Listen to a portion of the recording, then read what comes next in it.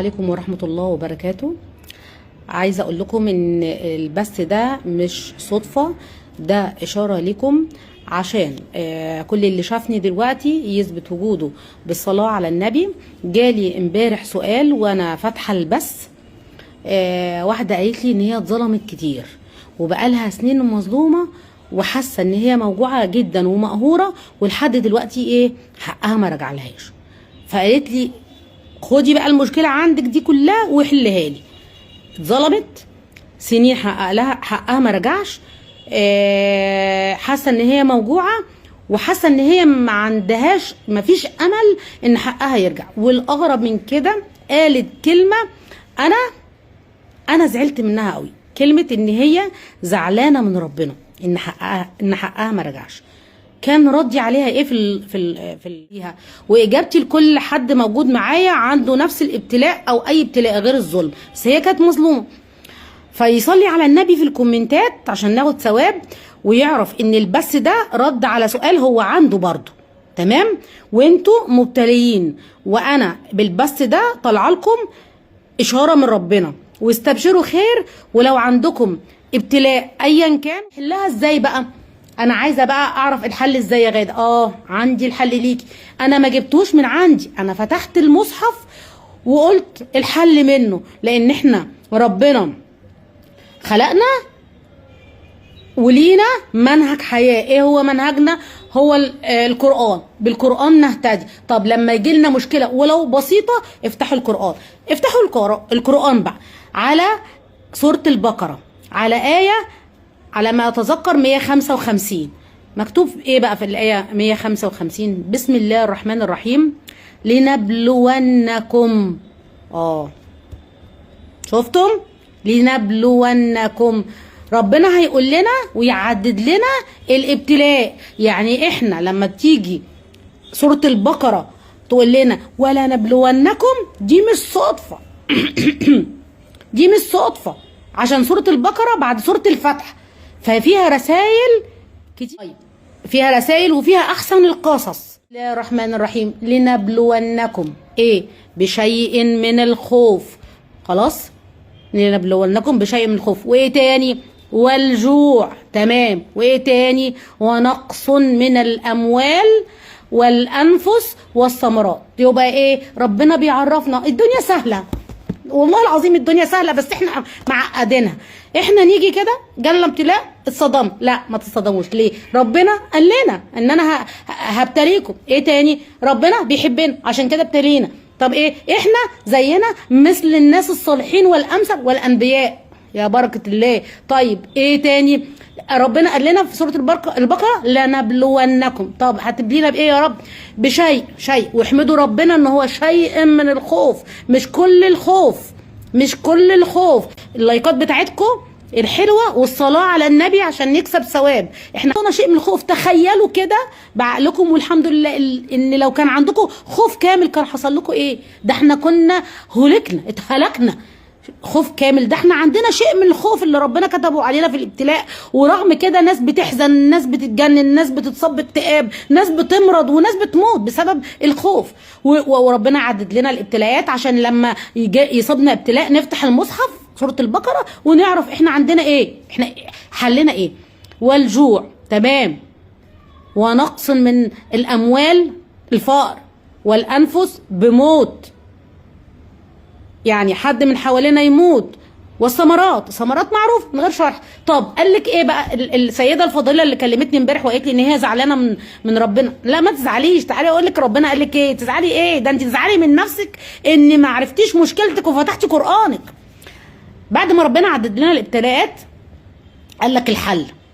شوف، بيحبنا فابتلانا مثل الانبياء يا رب يكون في درجه الصالحين بس والامثل يا رب والانبياء. شوفوا الحب الجميل. وقاعدين يقول لك ايه؟ هو هبتليك يا عبدي بكذا وكذا وكذا وكذا. تمام. انا فتحت كتابي قراني، انا طلعت ابتلاء من الابتلاءات، ومفيش ابتلاء في الدنيا هيخرج عن الخوف والجوع والنقص من الانفس والثمرات والاموال. مفيش ابتلاء. كل ابتلاءاتنا، وغالبا الابتلاءات كلها كمان بتتمثل في الخوف كمان، اللي هو خوف من اللي جاي، خوف من المستقبل، ظلم، كل ده متمثله في الخوف. طيب وبعد كده يجي لك الحل. اصل منهج حياه، رب عدل، رب عادل، رب جميل، رب عظيم، يقول لنا الابتلاءات واحنا قاعدين غلابه زعلانين، ويقول لنا الحل، وبعد ما يعدد لنا الابتلاءات في المنهج الحياه بتاعتنا يقول لك ايه ربنا ايه؟ وبشر الصابرين. يا سلام يا سلام. يقول لك ربك ايه؟ وبشر الصابرين. يعني ايه يا رب؟ ايه ها ايه يا رب؟ ابشر الصابرين يعني انا هصبر، هعمل ايه عشان اكون من الصابرين؟ الاخت اللي سالتني ان هي مش قادره تستحمل، مش قادره تستحمل الوجع. لا استحملي الوجع يا حبيبتي، عشان ربنا بيقول لك بشر الصابرين. يعني انت هتعملي ايه بعد الابتلاء؟ الصبر. الصبر. هصبر ازاي؟ ما انا بقول لك اهو ربنا بيبشرك. هو ربنا، لا ربنا هيقول لك كل حاجه بالتفصيل، بس انت مش بتفتحي القران، انت ما بتركزش، انت ما بتفتحش منهج الحياه، انت تايه في الحياه عمال تسال انا اتظلمت، انا مديري قطع رزقي، انا صاحبي نصب عليا، تايه في الدوامه بتسال بشر. البشر دول هيفتحوا القران في الاخر. البشر دول مش هيعملوا لك حاجه. محدش هينقذك من ظلم جوزك، محدش هينقذك من جارتك اللي مضايقاكي، محدش هينقذك من اهل جوزك اللي تعبينك وقارفينك وظالمينك. القران هو اللي هيقول لك تعملي ايه. وبعد كده ربنا بيقول لك ايه؟ هو بشر الصابرين. طب اعمل ايه يا رب؟ طب انا عرفت يا رب ابتلائي وعرفت ان انا لازم اصبر، طب اعمل ايه؟ الذين إذا أصابتهم مصيبة قالوا إنا لله وإنا إليه راجعون. أنا أسفة مش بقرأ الكومنتات، بس هقراها وهسمع الأسئلة وهرد عليها وهطلعكم مجبورين الخاطر، بس صلوا على النبي في الكومنتات. أنا شايفة ناس جميلة جدا بتعلق لي،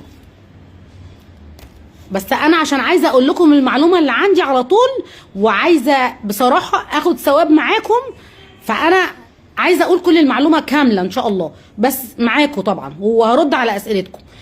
وبشر الصابرين ايه يا رب؟ هصبر ازاي يا رب؟ انا غاده وقعت في ابتلاء واتظلمت واتقهرت، موجوعه دلوقتي، وعرفت ان انت بتحبني يا رب، عشان الظلم شديد قوي عندي يا رب.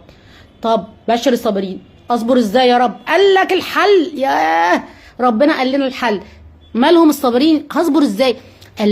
الذين إذا أصابتهم مصيبة قالوا إنا لله وإنا إليه راجعون. الله، دي سهلة بقى اهي.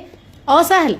إنا لله وإنا إليه راجعون. لا يا أخي الكريم، لا يا أختي في الله الفاضلة، هي مش بإنا لله وإنا إليه راجعون بس. أنا مش هتصيبني المصيبة فهصبر عشان تبقى البشرى ليا فأقول إنا لله وإنا إليه راجعون. أنا موجوعة، إنا لله وإنا إليه راجعون، أنا مش راضية، إنا لله وإنا إليه راجعون. تعالوا يا جماعة مش حصل كذا وكذا وكذا. لا، إنا لله وإنا إليه راجعون مش بالبق، مش بالشفايف. إنا لله وإنا إليه راجعون انتوا عارفين بإيه؟ بالتسليم، بالقلب، بالفهم. يعني إيه يا غادة؟ أنا عملت كده. أنا كان عندي ابتلاء شديد وكنت بقول إنا لله وإنا إليه راجعون، وده كان يعني في دعاء قلته وربنا يعني نجاني وشفاني من مرض كان مناعي عندي بقالي 18 سنه، فكنت بقول انا لله وانا اليه راجعون. لكن طلع مش كده. غدا بتقولي لا انت لسه يا غدا بتشتكي، انت لسه يا غدا بشتكي، ما فيش رضا. لا، طب ايه اللي هيوصل انا لله وانا اليه راجعون؟ اللي هي خاصه بالصابرين اللي ربنا بيبشرنا بيها، اللي هي ايه؟ ان لله وانا اليه راجعون، ان ربنا راضي للابتلاء. ان لله وانا اليه راجعون، ان الابتلاء شديد بس ربنا هيخرجني منه. ان لله وانا اليه راجعون، ان انا فاهمه ان في عوض. ان لله وانا اليه راجعون، ربنا العدل فالحقوق هترد. ان لله وانا اليه راجعون، في عوض في الدنيا وفي ثواب ليا في الاخره، وفي عند الله تجتمع الخصوم. خلاص ما بفكرش في انتقام من ظالم، ما بفكرش ارجع حقي بايدي. ده معنى ان لله وانا اليه راجعون. فهصبر، فهرضى، فهسلم امري لله وافوض امري الى الله، ان الله بصير بالعباد. ركزوا معايا. فربنا اهو في سوره البقره اهي ايه 155 بس مقلوبه الورقه. أي 155 لنبلونكم، واحد الجوع، الخوف، الجوع، نقص من الأموال والأنفس والثمرات، بشر الصابرين. أصبر إزاي يا رب على ابتلائي؟ الذين إذا أصابتهم مصيبة قالوا إنا لله وإنا إليه راجعون.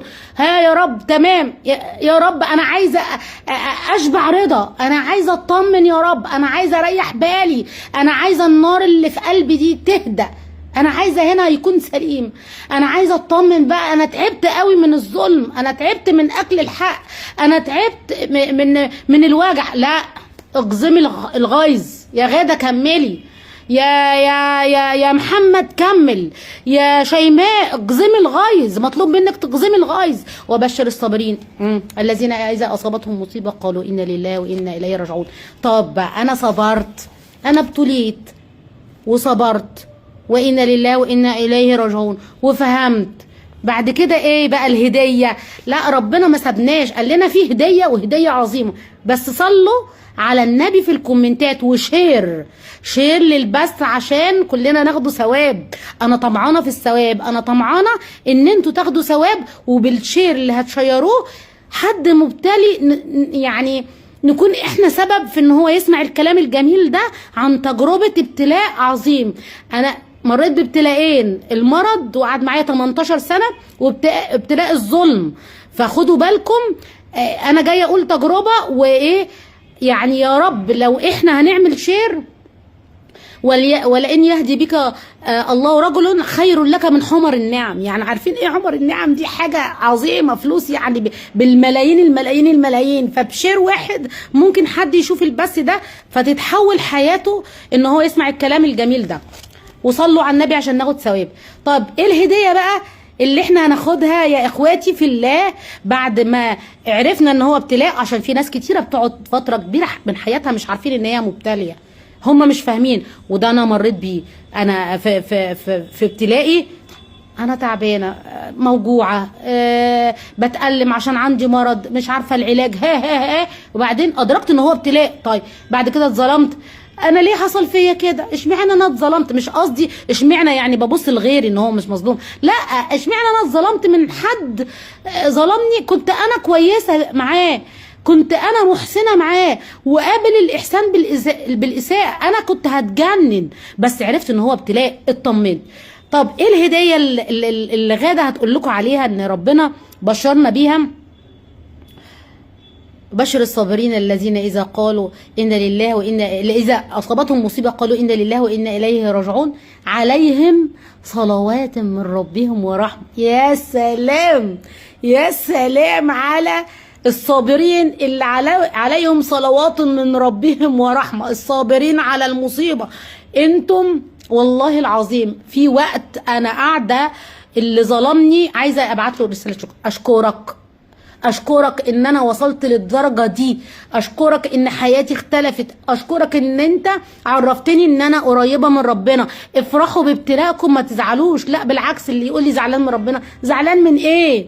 انت غلبان، انت طيب، لا افرح عشان في هديه جايه، صبر بعديه جبر. يقول لك ايه ربنا في سوره البقره؟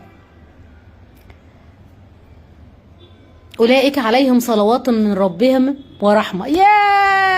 يعني أنا يا رب بتبتليني عشان بتحبني، وبعدين تقول لي الحل اصبري، وبعدين تقول لي الصبر اما تعرفي إن لله وإنا إليه راجعون، ومفيش حاجة في الدنيا تبقي عليها طالما انت راجعة إلى الله. وبعدين تقول لي لما تعملي كل ده يا حبيبي يا حبيبي يا رب يا حبيبي الله، بعد ما تعملي كل ده ايه؟ أولئك عليهم صلوات من ربهم ورحمة.